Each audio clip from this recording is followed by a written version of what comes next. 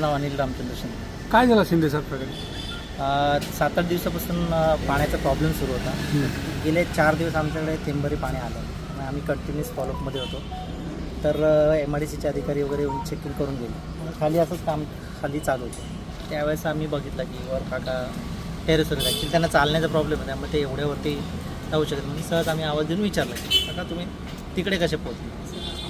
ते म्हणाले की थांबलो. मग थांबा म्हणून सांगितलं आणि मग टेरेसवर जाऊन विचारलं काय इकडे. तर अरे कंटाळलो आता, कुठून बघणार मी सगळं हे सगळं. आणि असं वाटतं की मी आता पुढे घ्यावं म्हणून मी आलो होतो. ते दुर्घटना थोडक्यात टळली. आम्ही बघितलं आणि आवाज देऊन संपर्क मग काकांना घरी नेऊन शांततेने बसवलं. दादाला फोन केला, दादा असा असा विषय आहे, तुम्ही या म्हणून. एका वयोवृद्ध व्यक्तीला की काय मागणी असेल प्रशासनाला तुमच्या काय झालं? मग फक्त आमची एवढीच मागणी. आता आम्ही लहानपणापासून यांचं पूर्ण वय इकडे गेलं. पाणी पहिलं सुरळीत होतं. पाणी जीवनावश्यक गोष्ट आहे.